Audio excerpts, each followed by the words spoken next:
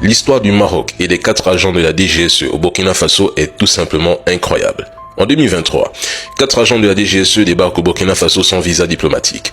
Ils sont rapidement interpellés à leur hôtel et soumis à des interrogatoires musclés. Le gouvernement burkinabé découvre alors dans leur téléphone portable des fichiers hautement sensibles qu'ils avaient négligé d'effacer en tant qu'espions. Nous parlons ici des photos des bâtiments les plus stratégiques de la capitale et d'autres données compromettantes. Ces éléments accablants emmènent le président Ibrahim Traoré à les accuser d'espionnage et même à ordonner leur détention. Selon plusieurs médias français, l'arrestation de ces agents provoque un séisme politique à Paris.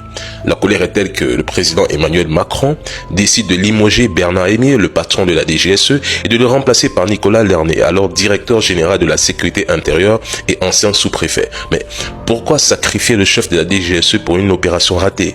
Quelle mission devait-il accomplir? Mystère. Bref, le journal Le Monde écrit « La France envisage une intervention secrète pour libérer leurs agents. Un plan détaillé des lieux est élaboré et un assaut héliporté depuis un pays voisin est étudié. Mais l'opération jugée trop risquée, humainement et politiquement, est finalement abandonnée. La France tente alors des solutions diplomatiques. Elle fait appel au Togo pour une médiation mais sans succès. Les Émirats Arabes Unis s'en mêlent à leur tour, mais échouent également. C'est finalement le Maroc qui joue un rôle déterminant. Après une visite du président Emmanuel Macron au Maroc, où il reconnaît le Sahara marocain et renforce les liens bilatéraux, Rabat accepte d'intervenir auprès du Burkina Faso, un pays avec lequel il entretient d'excellentes relations. Les services secrets marocains effectuent alors plusieurs déplacements au Burkina Faso, mais les négociations n'aboutissent pas immédiatement. Finalement, le président Ibrahim Traoré pose ses conditions. La libération des agents contre une rançon de 60 millions d'euros. Un accord est conclu, les fonds sont versés et les agents sont libérés. Officiellement, la France dément avoir payé une rançon, affirmant qu'elle ne pratique ni versement de fonds, ni échange de prisonniers. Pourtant, les faits contredisent ce discours. Une enquête du New York Times avait déjà révélé qu'en 10 ans, la France avait déboursé plus de 58 millions de dollars pour libérer ses ressortissants. L'ex-président américain Barack Obama lui-même avait critiqué la duplicité de Paris, accusant la France de nier publiquement ses paiements tout en les effectuant en coulisses. Et au Burkina Faso, la méthode semble avoir été la même. La France nie tout, mais finit par payer. Quelle histoire rocambolesque accompagnée de mots « ingratitude » lâchée par le président Emmanuel Macron. Qu'est-ce que vous en pensez?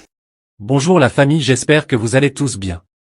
Si vous êtes nouveau, n'oubliez pas de vous abonner à la chaîne et activer la cloche des notifications. Merci. Le 19 mai 2014. Tout est remis en cause. Le gouvernorat est détruit, totalement calciné.